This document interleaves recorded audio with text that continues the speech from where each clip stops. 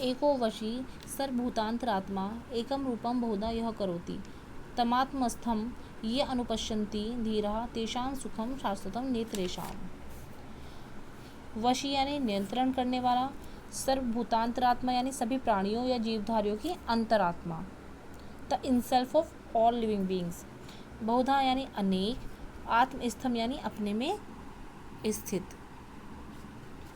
अनुपश्यन्ति यानी देखते हैं, धीरा यानी धैर्यवान लोग, द स्टडी माइंडेड पीपल, शाश्वतम यानी कि सदा रहने वाला, और इतरेशाम यानी कि दूसरों का, है ना। नेत्रेशाम में तो उसमें क्या आ रहा है आपका, दो चीज़ों से मिलके बनाया है, तो उसमें न प्लस इतरेशाम है यानी कि दूसरों का, ठीक है। तो जो लोग अनेक प्राणियों में रहने वाली उसी आत्मा को एक रूप मानते हैं, उसी की संपूर्ण प्राणियों की अंतरात्मा को नियंत्रित करने वाला मानते हैं, तथा स्वयं में स्थित आत्मा में भी उसी परमात्मा को देखते हैं, तो वही धैर्यवान लोगों का सुख शाश्वत यानी कि सदैव रहने वाला है, ना कि दूसरों का। नेक्स्ट है आपका एको देवः सर्वभूतेषु गूढ़ः सर्वव्यापी सर्वभूतांतरात्मा कर्माध्यक्षः सर्वभूतादिवासः साक्षी चेता केवलो निर्गुणश्च।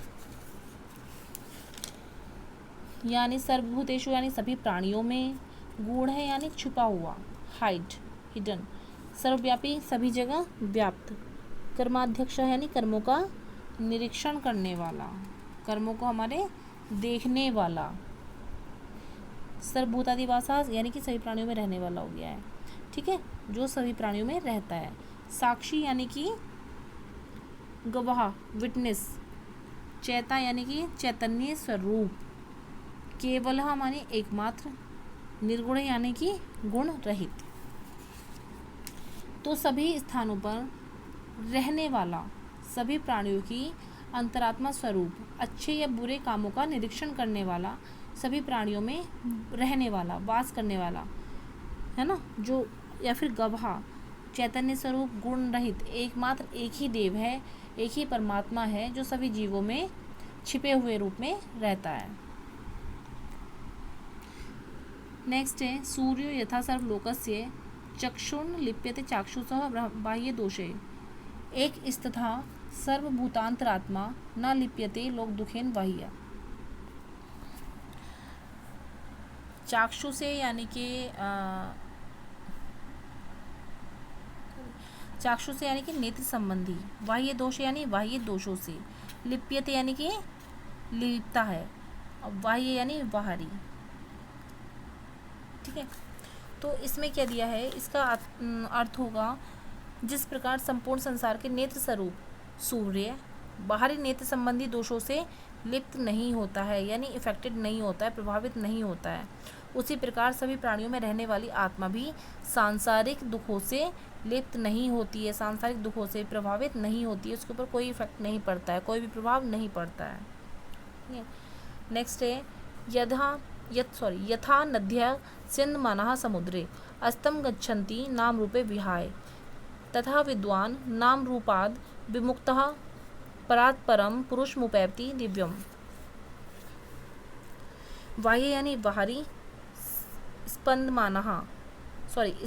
स्यन्दमानाः यानी बहती हुई, अस्तम गच्छन्ति यानी विलीन हो जाती है, डिसअपियर हो जाती है, छिप जाती है, नाम रूपे विहाय यानी नाम और रूप को छोड़कर, नाम रूपे विहाय यानी कि नाम और रूप को छोड़कर, परात् परम यानी कि परम सत्ता,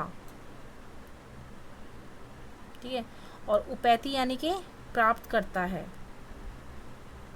तो क्या अर्थ निकलेगा इसका, इसका अर्थ होगा जिस प्रकार लगातार बहती हुई नदियाँ अपने नाम और रूप को छोड़कर समुद्र में मिल जाती हैं, उसी प्रकार जो विद्वान लोग होते हैं, जो ज्ञानी पुरुष होते हैं, वो नाम रूप आदि से मुक्त होकर परम अलौकिक सत्ता को स्वीकार करता है।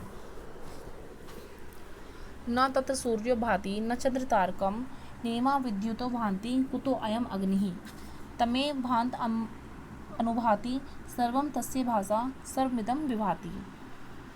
तत्र यानी कि वहाँ, सूर्यो यानी सूर्य, चंद्र तारकम यानी चांद तारे, विद्युत यानी कि बिजली, ठीक है, और अग्नि यानी कि तेज आग, ठीक है,